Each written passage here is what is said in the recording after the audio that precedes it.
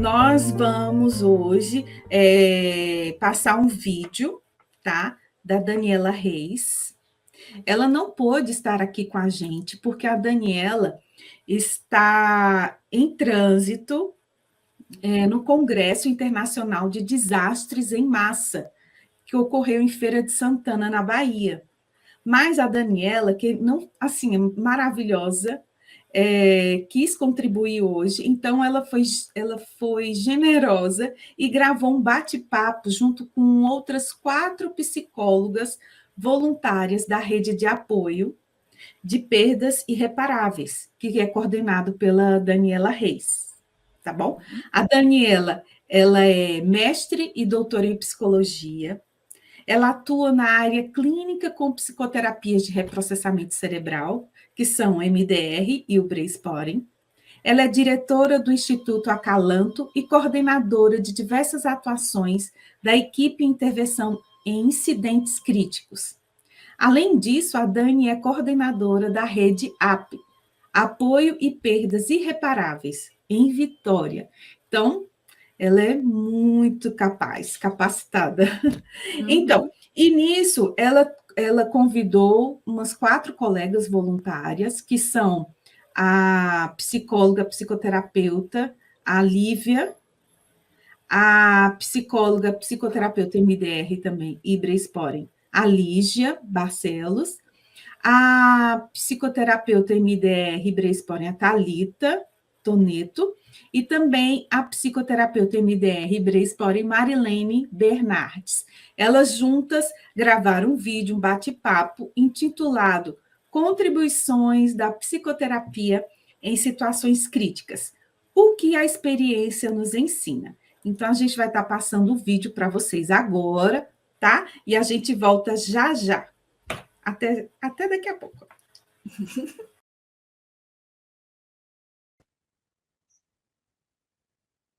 Olá, bom dia a todos e a todas. É uma alegria e uma honra aceitar o convite da Trauma Clinic para participar dessa manhã no Psi em Foco, nessa data tão especial, que é o dia 27 de agosto, dia do psicólogo. E estou aqui representando o Instituto Acalanto, para falar para vocês sobre as contribuições da psicoterapia EMDR em intervenções em situações críticas. Nós do Instituto Acalanto, apesar dele ser recém-criado, nós temos uma vasta experiência em intervenções críticas, juntando essa equipe que está aqui presente, e eu tenho aqui só uma parte da equipe que tem desenvolvido esse trabalho, pela disponibilidade de estar fazendo essa gravação, porque não seria possível termos nós todas nessa manhã de domingo, e a nossa ideia é contar um pouco do que nós temos feito por aí, Brasil afora, em especial no Espírito Santo, mas em especial nessas abordagens de situações críticas. Como muitos de vocês já sabem, eu trabalho com trauma, com luto, já há mais de 20 anos, e desde 2011, acho que 2011, 2012, trouxe a formação do MDR aqui para o Espírito Santo, pela Trauma Clinic, e já estamos na 14ª turma. E graças a essa formação, nós conseguimos arregimentar profissionais competentes, dedicados ao estudo do trauma e do luto, junto comigo, para fazer esses trabalhos. Nós estávamos conversando um pouquinho nos bastidores, e a Lívia estava lembrando que a primeira vez da atuação com essa situação crítica foi em 2012, Lívia? 15. 2015, né? Fala um pouquinho como é que foi essa sua entrada, e como é que foi essa sua primeira experiência em intervenção em incidente crítico com MDR já. Eu fiz minha formação em 2012, né? E vim trabalhando no consultório, nas situações normais, né? Como a gente diz, as condições normais de CNTP. Até que em 2015 houve um grave acidente, né? Na época foi uma situação de plataforma de petróleo e fomos convidados a atuar, e foi a primeira vez que eu estava lidando ali, tendo a ferramenta do MDR com um público traumatizado de uma maneira específica, né, em situações de emergências e desastres. Então, fui podendo também com isso agregar esses dois conhecimentos que eu já tinha, eu acho que em 2014 eu fiz uma formação no trabalho com emergência e desastre, né, junto com a formação de luto, e pude agregar esses conhecimentos e ver a coisa mais na prática. Então, fiz acompanhamento de alguns trabalhadores envolvidos e pude usar, né, o MDR, ajudar bastante com dessensibilização, e foi bem bacana, assim, foi uma experiência nova, desafiadora, mas começou também a abrir esse caminho, né, essa porta para eu ir talvez estar um pouco mais preparada às próximas situações que a gente enfrentou. Foi isso mesmo. E aí você falando, eu me lembrei que a primeira vez que eu trabalhei com o MDR em situações de emergência foi em 2013, numa situação de chuvas aqui. E a nossa dificuldade era justamente ter pessoas já formadas no MDR e não saber como entrar num desastre, né? Então foi quando a gente começou a se aproximar da Defesa Civil, e ao longo desse tempo nós criamos todo um protocolo, inclusive o Conselho Regional de Psicologia 16ª Região é o primeiro conselho que tem uma cadeira cativa junto à Defesa Civil, e nós temos participação no plano de preparação e resposta, né, de todo o circuito das etapas de emergências e desastres. A minha formação como trabalhadora de campo de emergência e desastre, eu fiz em 2006, quando eu trabalhei num acidente aéreo numa equipe fora daqui, né? E desde então tenho me dedicado a trabalhar com isso, e aos poucos fui colocando pessoas junto comigo que se apaixonaram e também tiveram bastante experiência de campo. Eu queria agora chamar Lígia, que em termos de entrada na equipe foi a seguinte. Lígia, por favor. Bom, bom dia a todos. Com relação à minha formação de MDR, eu finalizei em 2015 e 2017 foi minha primeira atuação, né, em emergência. Acho que não só o reprocessamento em si, mas o protocolo inteiro me ajudou. Eu não sabia o que fazer, foi até num domingo de última hora, né, que a Dani chamou.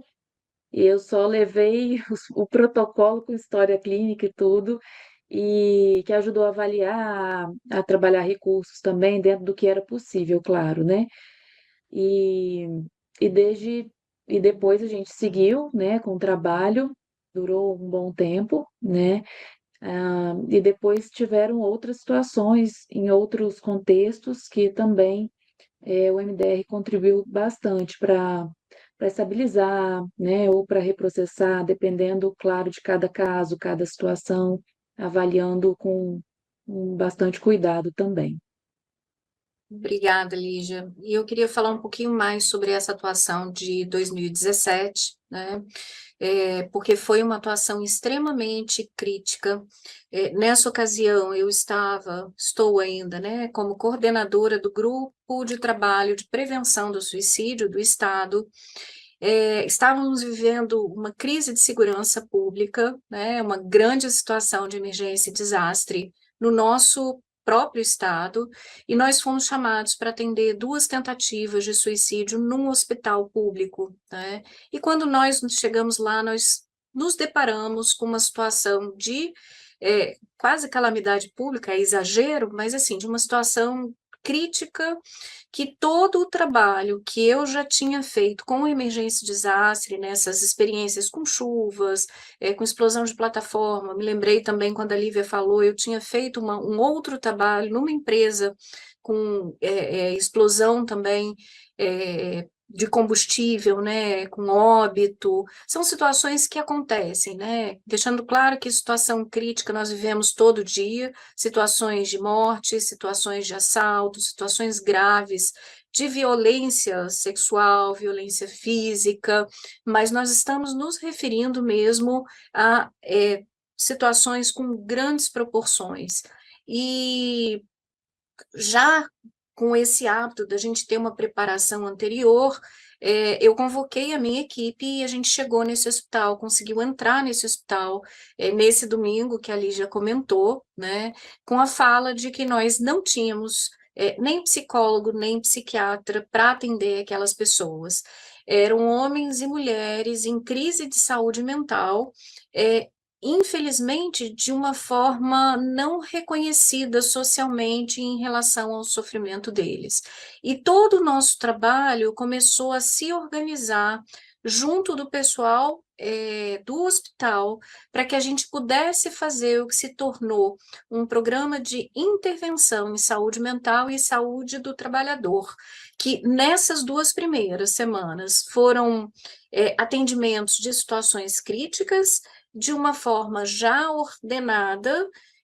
Eu acabei me tornando coordenadora desse projeto, junto com uma outra psicóloga que entrou em campo comigo, mas que ela não era NDRista, e pela experiência nossa, nós conseguimos fazer o acolhimento dessas pessoas.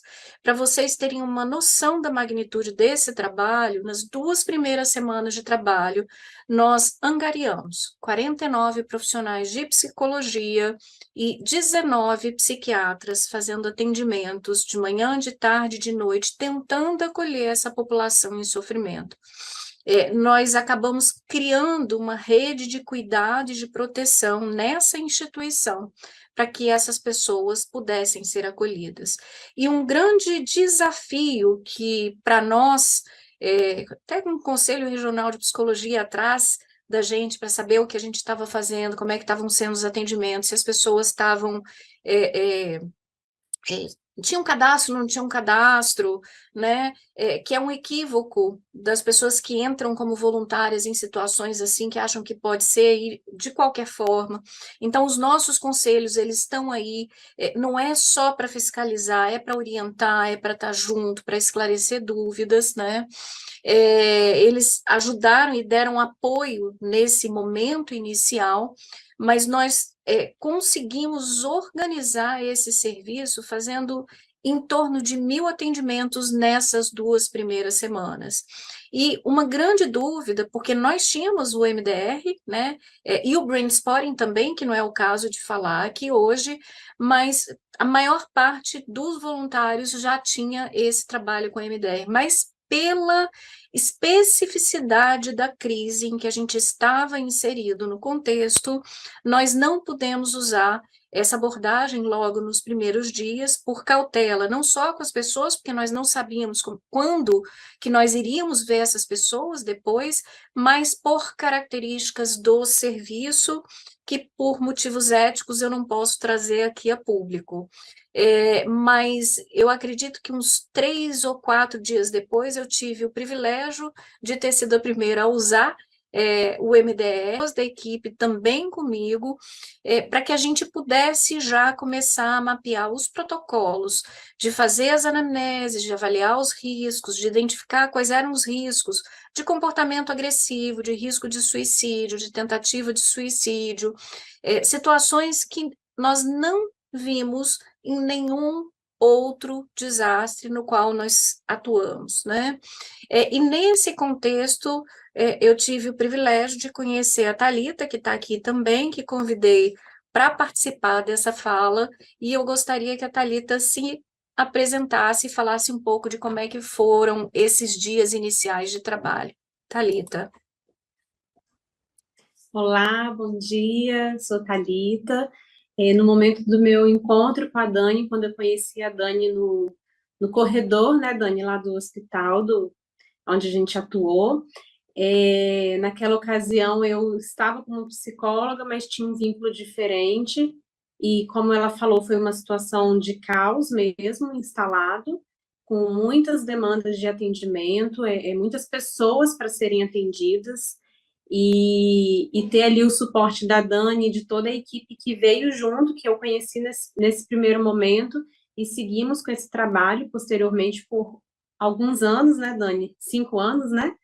E foi uma oportunidade, a minha primeira oportunidade de trabalhar com emergência e desastre dentro da psicologia, e depois dessa tiveram outras oportunidades e com uma percepção muito diferente do que é trabalhar com emergência e desastre, do que é trabalhar com o EMDR nessas intervenções. Então, fez muita diferença mesmo. Nesse primeiro momento, em 2017, eu não tinha formação em EMDR, eu não conhecia o EMDR, e ainda bem que a gente teve essa suporte, a coordenação da Dani para ajudar e trabalhar mesmo assim, né, junto, não só no sentido de ajuda, de auxílio, mas de arregaçar as mangas e resolver o tanto de pepino que estava acontecendo, né? E foi E muito legal, que eu me lembro exatamente a primeira sessão que você assistiu de MDR, né? Que a gente fez uma introdução, uma estabilização, e assim, como isso mudou, né, Thalita, assim, a vida da pessoa que nós atendemos, né, e mudou a perspectiva. Eu acho que a Lívia e a Lígia têm isso muito claro, né? Aqueles primeiros dias, assim, as poucas pessoas com as quais a gente atendeu MDR, a gente tem contato com algumas delas até hoje. Esse trabalho se tornou o primeiro ambulatório de MDR, de Brain Spotting em serviço público do Brasil, que eu tenho conhecimento. Se alguém aí conhece algum outro, por favor, conta pra gente, porque a gente precisa construir, né, essa história do que o MDR tem se tornado no Brasil. E até hoje, 8 anos depois, não, 6. Eu fiquei reprovada em matemática. 6 anos depois, a gente continua tendo contato com alguma dessas pessoas. Esse trabalho foi até a pandemia, né, presencial, então nós tivemos aí bastante tempo desse trabalho, mas a gente ainda continua acompanhando algumas dessas pessoas, né? Lígia e Lívia, vocês querem completar alguma coisa? Eu estou colocando vocês aqui na tela. Eu queria falar sobre o como que atuar hoje, né, no início, aquela insegurança, assim, como é que vai ser e como que o resultado, né, as respostas, com todo cuidado, e todas as orientações e trocas, como que hoje eu me sinto mais segura, além de ter surgido aí no meio do caminho, né, outros protocolos que contribuem ainda mais, né, para a gente atuar nessas situações tão delicadas. é, eu acho que só reforçou, assim, né? E aumenta, eu acho que é a força, né, do MDR que ele tem mesmo, né? Dessa coisa do reprocessar, de deixar o que é do passado lá atrás e diminuir aquela perturbação que a pessoa, né, sente, às vezes está com aquele estresse agudo, e ajudar a estabilizar e ver que a pessoa, nossa, isso daí é muito bom ter isso como ferramenta. E se me lembrou de uma coisa, né? Quando nós começamos, nós usávamos basicamente o protocolo básico, né? E aos poucos nós fomos até aprendendo outras coisas. Nós fizemos muitos atendimentos familiares, muitos atendimentos individuais, de casal, cuidando desse contexto. E é muito importante entender que quando a gente atua em intervenção crítica, é fundamental a gente fazer uma primeira boa avaliação do que está acontecendo. Eu vejo muitas pessoas com muita vontade de usar o MDR em campo, né, mas sem saber muito como fazer. E eu tenho um ditado que a minha equipe aprendeu: na dúvida, não faça, na dúvida, não ultrapasse. Nós precisamos entender em qual é o terreno que a gente está pisando e, principalmente, construir para essa população dessa intervenção crítica uma continuidade dos serviços. Isso é algo que nós conseguimos deixar em todas as situações críticas que nós fizemos intervenção desde 2012, 2013, né? Antes mesmo do MDR, eu sempre tive esse cuidado, mas ainda mais com o MDR, por a gente ter essa especificidade de cuidado, trauma e também do luto, de ter essas coisas. E eu me lembro, meninas, quando aconteceu o primeiro suicídio, o impacto que foi, né? Nós tivemos uma morte por assassinato, né? E o impacto que foi em toda a população atendida e depois esse suicídio.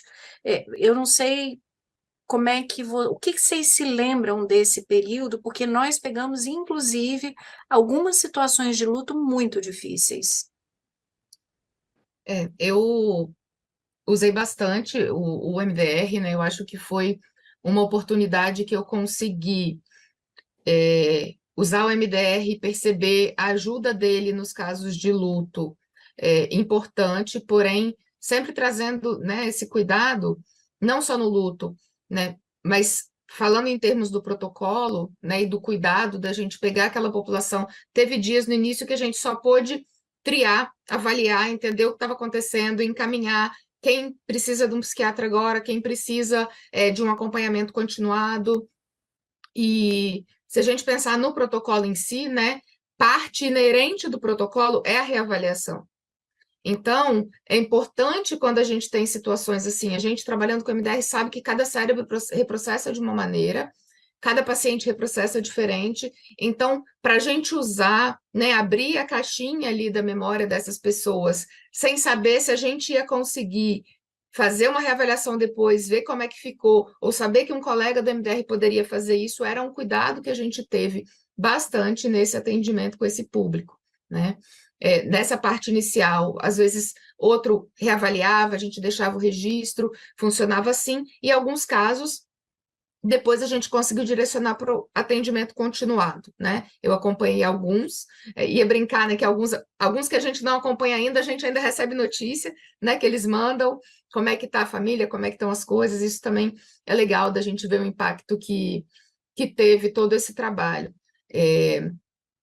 Então, teve casos que eu consegui continuar acompanhando e que foi muito importante para eu conseguir, né, delimitar essa atuação ali com o MDR, mas é isso, assim, acho que todos nós tivemos bastante oportunidade nesse sentido, né, de ter o acompanhamento continuado para trabalhar esses traumas. Thalita, você estava junto comigo quando a gente recebeu a notícia, né? Não estávamos juntas, mas a gente estava em sintonia, porque eu estava em São Paulo, você estava, né, em Vitória, assim. Como é que foi esse impacto dessa primeira morte por suicídio?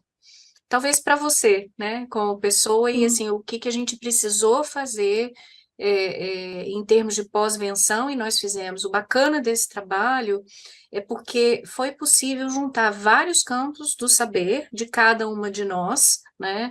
Não tinha certo, não tinha errado, mas a coordenação conseguiu juntar o que a gente tinha de melhor de cada profissional para a gente extrair em momentos, principalmente nos momentos críticos dentro da crise, né? Nesses momentos iniciais, eu me lembro que não vou atropelar não, Thalita, vai lá, vamos lá. Você fala assim, não tinha certo e errado, né, Dani? Mas tem uma coisa que eu aprendi muito com você, que é saber o que não fazer, né? Porque às vezes na intenção de estar ali ajudando e trabalhando, é muito importante saber o que não fazer. E acho que essa foi uma coisa que fez muita diferença no seu suporte comigo, nesse primeiro suicídio que aconteceu na situação da emergência que a gente estava trabalhando. Então, ter cuidado com as pessoas que estavam envolvidas diretamente, as afetadas diretamente, em especial a família, né? E o que fez muita diferença é uma coisa que eu vejo que é o que faz muita diferença na aplicação do MDR, que é a presença, né? Então, estar ali presente, estar ali disponível, em sintonia e conectado com aquela família, fez muita diferença nesse suporte de poder acolher, ouvir as dificuldades, e à medida que eu ia ouvindo, eu ia pedindo suporte à Dani, porque ela estava em São Paulo, então ela não conseguia estar presente. E hoje é uma coisa que não tem como deixar isso de lado, considerando o próprio MDR, né? A importância dessa presença. Então, o impacto foi grande para mim, enquanto psicóloga, de estar vivendo algo que eu nunca tinha pensado em viver, acompanhar tão de perto a família, da comunicação, da morte, aos filhos, a outros familiares. Foi um impacto pessoal e profissional grande, e também de muitas pessoas que eu conhecia, né, que conheciam a pessoa que tinha falecido. Então, tem vários papéis aí que eu desempenhei, né, não só como psicóloga, mas também como fazendo parte desse luto também, né, por estar, uma parte minha dos conhecidos também estava enlutado, mesmo sem conhecer diretamente a pessoa, né. Tivemos oportunidade exatamente de experimentar vários papéis, de ir alguns velórios, alguns enterros, acompanhar essas famílias, fazer atendimento familiar, acolher as crianças e os adolescentes, né, que é algo que a gente precisa também ampliar o nosso foco, né. Alguns deles foram beneficiados pelo MDR, né, algumas das pessoas da nossa equipe trabalhavam, e eu queria dizer que, assim, é uma honra, né, ter essa equipe. Ao longo dos anos todos de trabalho, nós juntamos 85 profissionais no total, né, e acabou se tornando um campo importante de formação em saúde mental, eu chamaria assim, e também se tornou um campo de estágio, porque foi a primeira vez que eu tive os meus queridos estagiários, e eu quis convidar a Marilene para estar com a gente aqui nessa manhã, para conversar um pouco de como é que foi a experiência dela, porque quando ela entrou, ela era estagiária, e ela dizia, eu sou só uma estagiária, não sei como é que eu posso ajudar, e ela se tornou uma das pessoas mais importantes da equipe, porque ela ficou responsável, junto com outros estagiários, para fazer as triagens, né? Depois que a situação muito crítica passa, a gente consegue organizar o serviço, que é isso que a gente precisa deixar nos lugares que a gente passa. Então, durante muito tempo, ela conseguia fazer as triagens, organizar os dados, fazer os encaminhamentos, e acho que, Marilene, você tomou gostinho pela coisa. Eu queria que você contasse para o pessoal sobre a sua experiência. Bom dia a todos, a todas também, né? Um prazer estar com vocês aqui nesse dia nosso, né? Dia 27, dia do psicólogo. Para mim foi um privilégio, né? Poder estar fazendo parte dessa equipe, né? Parte de nós que estamos aqui. Eu cheguei em 2019, no final da minha graduação, e já, assim, já de ouvir falar do MDR, então eu queria muito estar junto de todo mundo que sabia fazer MDR, para entender como é que funcionava.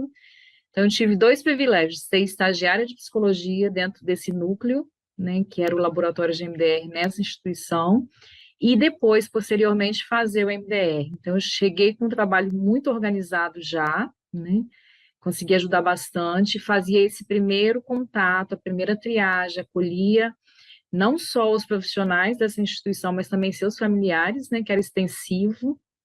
Foi muito bonito porque a gente atendia não só o profissional, né, mas a gente acolhia toda a família, dos adolescentes, as crianças, né, aos adultos, os idosos. Então, muito bonito o trabalho que foi feito. E depois começar a praticar o MDR dentro também, né. Logo em seguida, eu fiz logo a formação. Então, ver esse resultado fantástico no início da minha graduação foi, para mim, assim, um divisor de águas, né, para minha carreira também. Então, ver o resultado, ver a rapidez, como que isso funciona, como que eu posso ajudar, né, foi fantástico para mim, tá? Muito bom ser estagiária de MDR também. E era tão bom que ela conseguiu depois ser estagiária numa situação de chuvas, logo depois, né?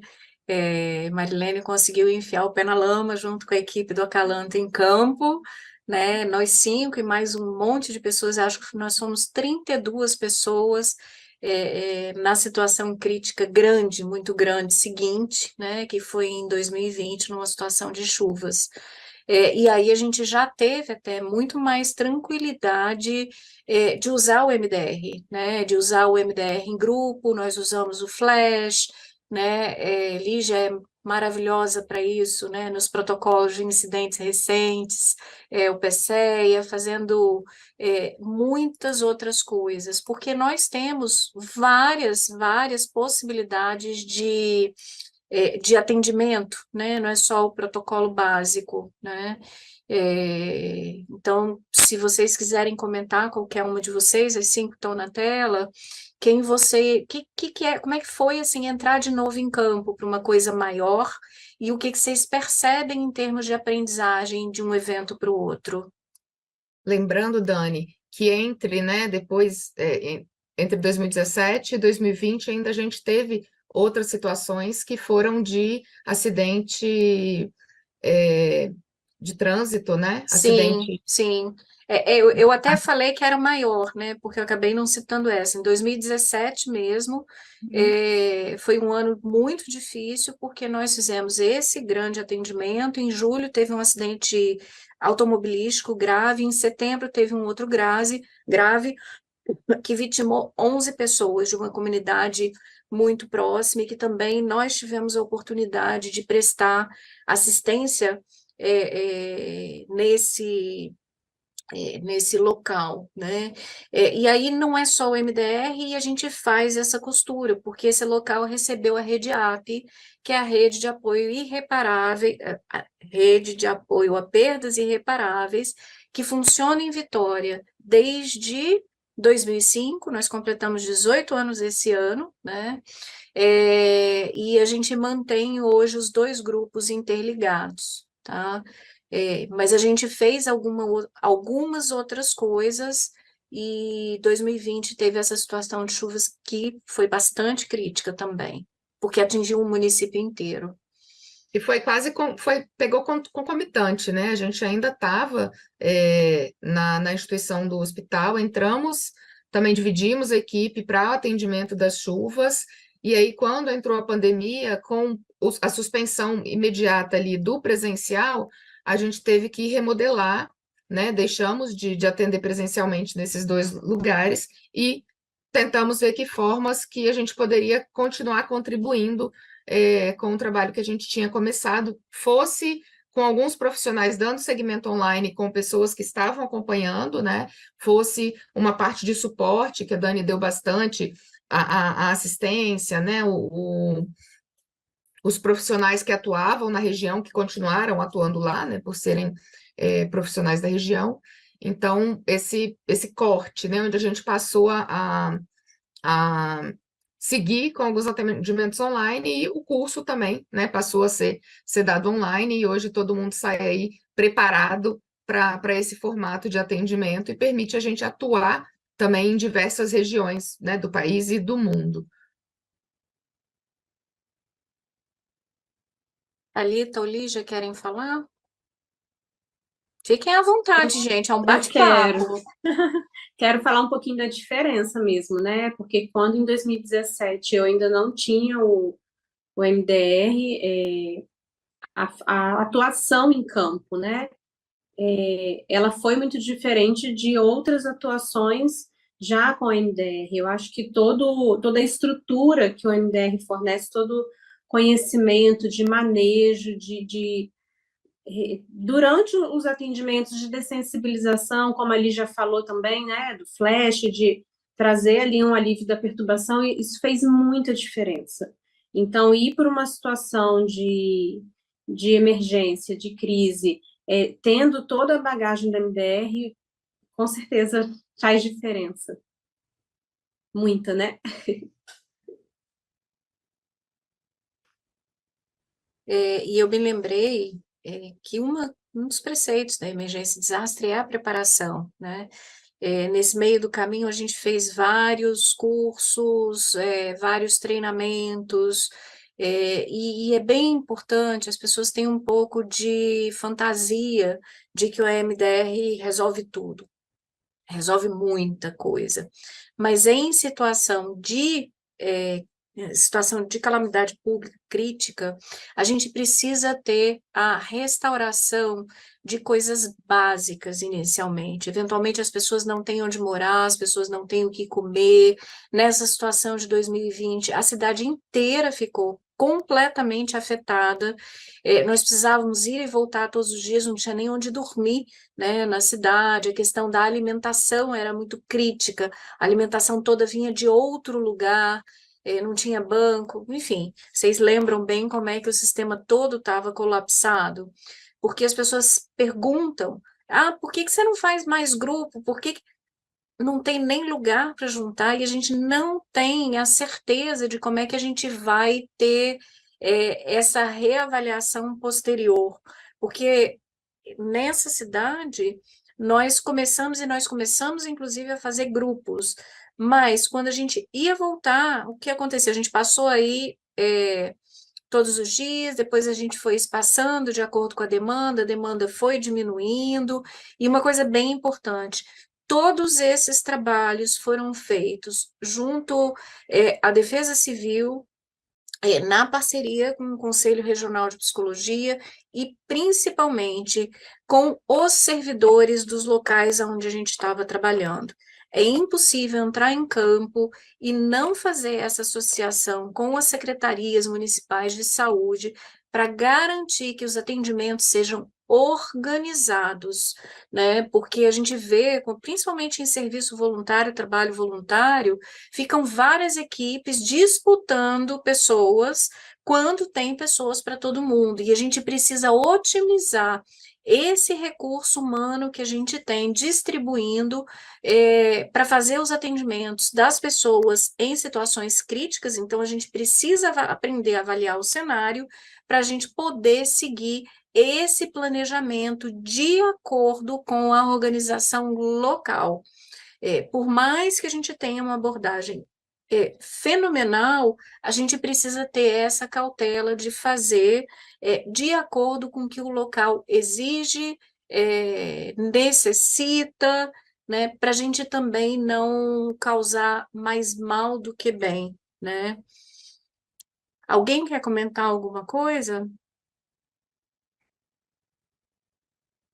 Porque Fala, Marilene. Você diz assim, causar mais mal do que bem, né? E aí vale reforçar a questão da sempre estar atualizando a nossa formação, né? Igual a Thalita traz para a gente o relato do suicídio, e aí a gente, assim, uma coisa que a nossa equipe procura, né, é essa capacitação. Muitos de nós aqui têm o curso, né, eu estou fazendo a especialização, né, em prevenção e pós-venção ao suicídio, a importância de você reconhecer também que você não está apto para estar naquele lugar, né? Então, isso é muito importante, você ser capaz de olhar para você enquanto profissional, mesmo que seja no voluntariado, né? As pessoas acham que é voluntariado, você pode ir lá e fazer de qualquer jeito. Não, você precisa reconhecer que você precisa estar capacitado para estar naquele local lá, que é uma situação crítica. Bem lembrado, porque esse é um ponto do profissional compreender seu próprio limite. Se ele está bem fisicamente, em termos de saúde mental, se está com problemas pessoais, porque na dúvida é melhor não entrar, né, nesse cenário. E essa capacitação constante, ela é fundamental, né? Nós incentivamos bastante os cursos de educação continuada, e todas aqui já fizeram vários, inclusive de outras abordagens, justamente para complementar, né, esse trabalho, que intervenção crítica, num primeiro momento, a gente precisa garantir a estabilização da pessoa. A gente não chama nem de paciente, são as pessoas afetadas por aquela intervenção crítica. Esse curso que a Marilene mencionou é um curso que hoje funciona numa parceria do Instituto Acalanto com o Instituto Vitaleri, nessa pós-graduação e intervenção na autolesão, na prevenção e na pós-venção do suicídio. A Lígia e a Lívia já fizeram também. Thalita, quem sabe você pega a próxima turma. Nós estamos indo para a turma 5 agora, em 2024, porque a gente tenta mostrar esse panorama da saúde mental, né? E, inclusive, a gente tem também o trabalho de terapias de reprocessamento dentro dessa pós-graduação, porque eu não podia deixar de puxar brasa para minha sardinha, porque eu realmente acredito. Também estamos levando o trabalho com emergências e desastres e o trabalho com luto para a pós-graduação em EMDR, que tem a parceria da FAMAC com o INTCC de Porto Alegre, né, e que nós temos grande parte da equipe da Trauma Clinic participando. Então, é o nosso convite e o nosso incentivo para cada um de vocês que tenha interesse em aprender sobre atuação em incidente crítico, que realmente se debruce não só nos livros, mas nas práticas, mas se preparando para quando esse momento difícil chegar. Porque ele pode chegar a qualquer momento.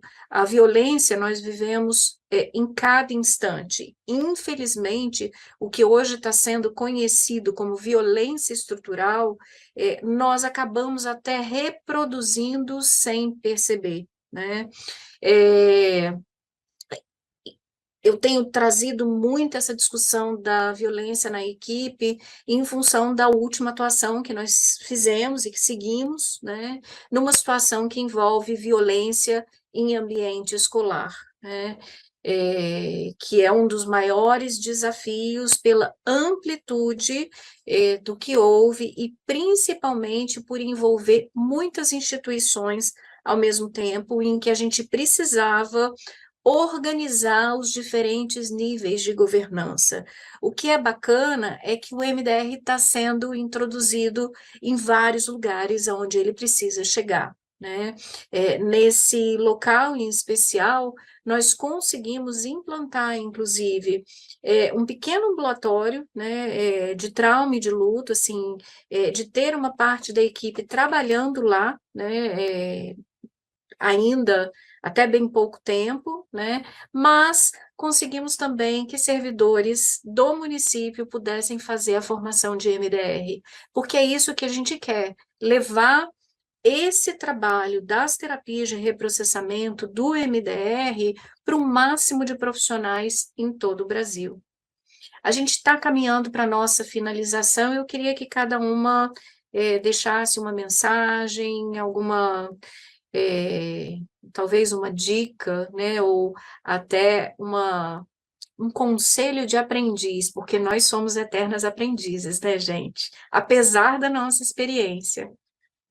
Eu queria complementar o que você disse agora, assim, do bacana, especialmente que é esse acesso, né, de conseguir levar para o serviço público. Então, profissionais que já atuavam na rede do SUS, no município, que estão conseguindo fazer a formação e que vão poder trabalhar com MDR no próprio setor, lá no próprio, com a própria comunidade, dando seguimento a isso, para além da atuação, né, de um período de tempo que a gente consegue fazer enquanto equipe voluntária, né, que lá vai ser efetivamente a continuação do trabalho daquela comunidade continuar recebendo esse recurso. A gente sabe que na rede pública, né, nem sempre a gente vai conseguir esse acesso, mas como formiguinha, de pouco em pouco, né, a gente vai atingindo isso.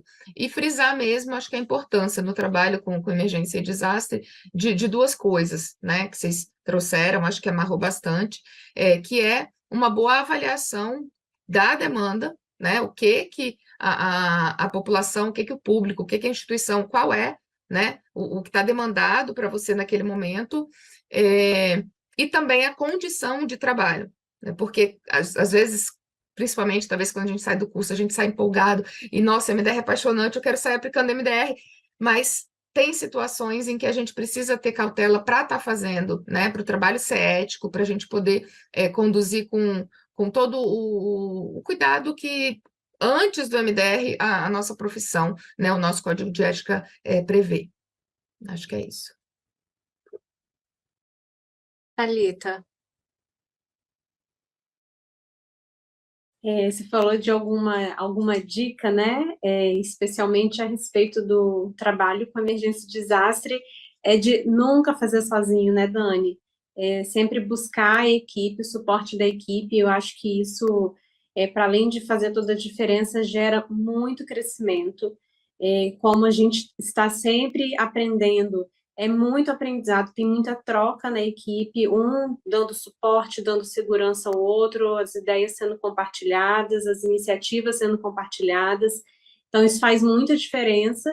E também a continuação, né, do estudo, do aprimoramento, aprofundar. Acho que esse um olhar bem sensível mesmo, assim, de dedicação mesmo nesse aspecto de se capacitar e realmente poder atuar e participar do que precisar. Obrigada, Lígia. Acho que são duas coisas, né? Com relação ao MDR, seguir atualizando, fazendo, porque sempre tem coisa boa, né? Sempre agrega, né? E acaba trazendo mais segurança. E com relação ao contexto de emergência e desastre, eu acho que uma coisa que eu aprendi é ter paciência e confiar na equipe, né? Confiar em quem está em contato lá com Defesa Civil, porque vai dizer qual vai ser o momento certo da gente entrar, o momento que está em segurança, né? E não sair fazendo trabalho, né? De qualquer forma, da gente também estar se cuidando. É importante a gente se cuidar e cuidar, né? Uns dos outros, além, né? Das pessoas que a gente atende. Eu acho que é isso.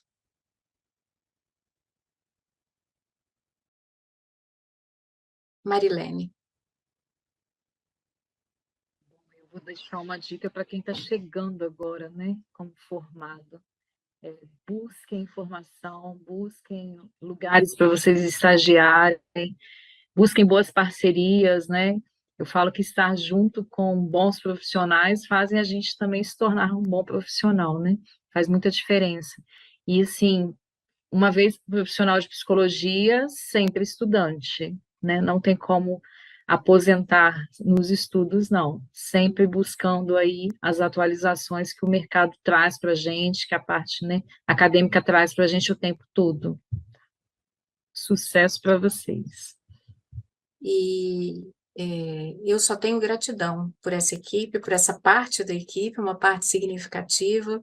Tem um monte de parte faltando, né? Porque seria injusto, e eu não consigo nem citar todos os nomes aqui, né? Porque dependendo do tamanho da situação crítica, nós precisamos de mais gente. Nós já tivemos a oportunidade de contar com pessoas, inclusive de fora de Vitória, de fora do Espírito Santo. Eu já tive a oportunidade também de ir fora daqui, né, nesses treinamentos. Essa semana estamos chegando, né, em breve, participando aí com notícias, dizem que do maior simulado de desastre do mundo, e em breve vamos trazer notícia para vocês, mas que as meninas disseram, eu só reforço, né? Tem um ditado, um provérbio africano que diz: se você quiser ir rápido, vá sozinho. Se você quiser ir devagar e longe, vá junto. E esse é o espírito do Instituto Acalanta, é o que a gente tem feito, né? São mais de 10 anos de experiência trabalhando com um incidente crítico, e a gente tem feito devagar, mas a gente tem feito consistente, a gente tem feito de forma ética, a gente tem feito de forma a conquistar, né, lugares importantes de reconhecimento de setores públicos, principalmente para a gente levar esse conhecimento sobre o trauma que o MDR nos traz, né? E essa é a diferença que a gente quer no mundo. E a minha mensagem para vocês justamente mantenham a esperança, porque enquanto a gente tem esperança, a gente tem vida. Enquanto a gente tem vida, a gente tem mudança. E eu espero que a nossa apresentação possa trazer essa pitadinha de esperança, de vida e de mudança para todos vocês. Meninas, só gratidão, sempre por tudo que vocês têm feito junto comigo. Eu tenho muito orgulho de cada uma de vocês e de toda a nossa equipe. Um grande abraço e até a próxima.